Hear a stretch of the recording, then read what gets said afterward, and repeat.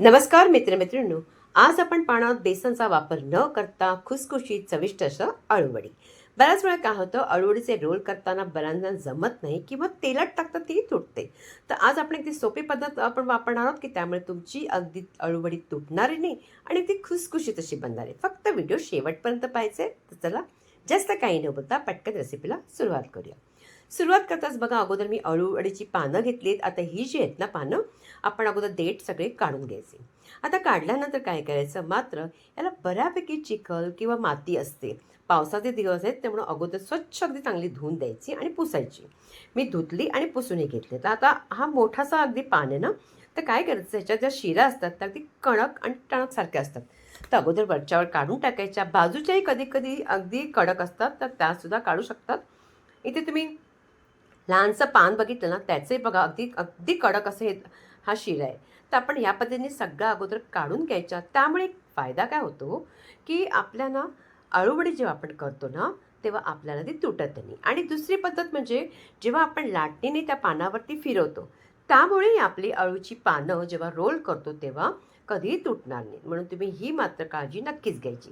दोन्ही आपण वापरायचं टिप्स, की देठाकडचा अगदी कडक भाग काढायचा आणि लाटून त्याला फिरून घ्यायचं. आता हे झालं, तर आपण इथे घेतोय चण्याची डाळ. इथे मी एक मोठी वाटी चण्याची डाळ अगोदरच रात्रभर भिजवून ठेवली होती. तुटते म्हणजे छान भिजली गेली आहे. तर आपण काय करायचं, ह्याचं पाणी काढून घ्यायचं. एकदा तुम्ही बेसनचा वापर न करता चण्याची डाळीने अगदी खाऊन बघा, मस्त लागते. आता हे सगळं पाणी निथळून मी मिक्सरच्या भांड्यात टाकले. 1 इंच आलाचा तुकडा, लसणाच्या पाकळ्या, हिरव्या मिरच्या घालायचे आणि पाण्याचा जास्त वापर न करता वाटून घ्यायचे. आता मी जास्त पाण्याचा वापर बिलकुल केला नाही, फक्त 2 चमचे घातलं होतं. सगळं मिश्रण टाकायचं. त्यात टाकायचं लाल तिखट, त्याचबरोबर धणेपूड, जिरं, हळद, नंतर टाकायचे हिंग, तसंच टाकायचे ते तीळ. तीळ बऱ्यापैकी टाका आणि इथे मी टाकलं आहे गरम मसाला, थोडंसं चवीपुरतं मीठ. आणि तुम्ही अगोदरच चिंच आणि गूळ अगोदरच भिजवून ठेवा, म्हणजे त्याचा अगदी कोळ छान असा होतो. आणि त्याचबरोबर इथे टाकायचं कोथिंबीर. सगळी जिन्नस झाली व्यवस्थित, अगदी मिश्रण व्यवस्थित एकजीव करून घ्या. जर तुम्हाला वाटलं तर पातळ मात्र जास्त करू नका, म्हणून बघा मी जास्त पातळ केलेलं नाही. अशा पद्धतीची कन्सिस्टन्सी आपल्याला असली पाहिजे. सगळं झालं आहे. आता आपण पानं घ्यायची. पानं व्यवस्थित सेट करायची आपण आपल्या किचन प्लॅटफॉर्मवरती.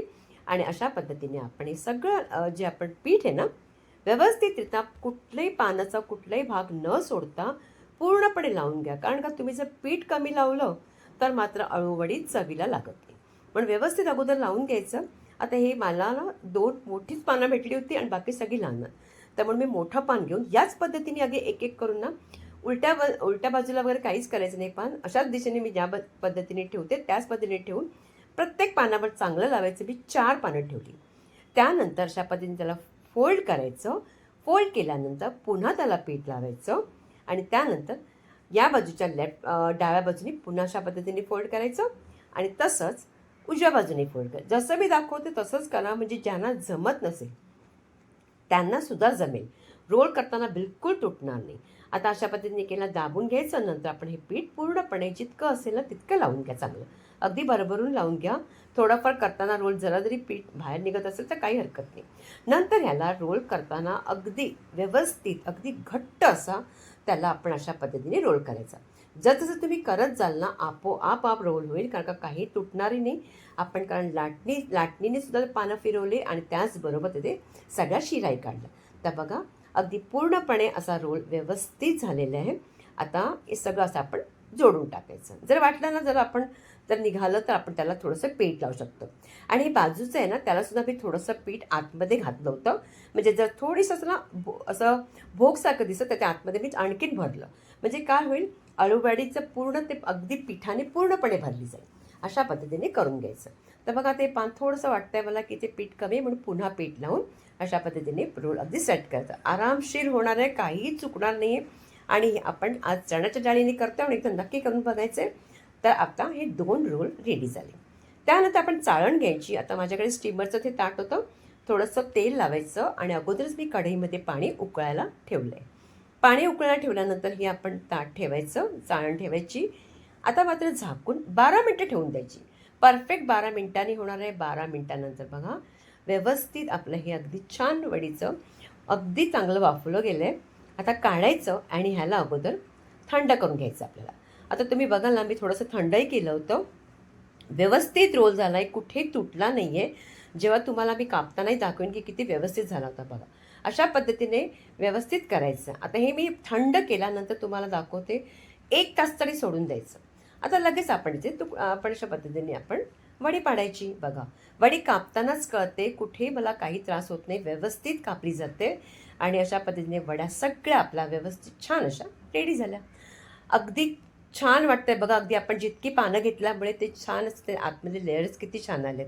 अशाच पद्धतीने तुम्ही नक्की करा आणि आपली ही अळूवडीची वडी तुटू नये म्हणून आपण तुम्ही काय करायचं, शॅलो फ्राय करा. म्हणजे तुमची अळूवडीची वडी बिलकुल तुटणार नाही. त्याच्यावर थोडंसं मी तव्यावरती तेल घालून अशा पद्धतीने ठेवून थोडेसे तेल घातले होते आणि 1-2 मिनिटांनी अशा पद्धतीने उलटसुलट करायची, मस्त अगदी खरपूस अशी भाजून घ्यायची. आणि जरी तुम्ही या पद्धतीने केल्यानंतर तुम्ही तेलात जरी तळली ना, तरीसुद्धा माझी गॅरंटी की तुटणार बिलकुल नाही. म्हणून तुम्ही नक्की करून बघा. आता या सगळ्या वड्या अगदी चांगल्या मी तळून घेतल्या आहेत.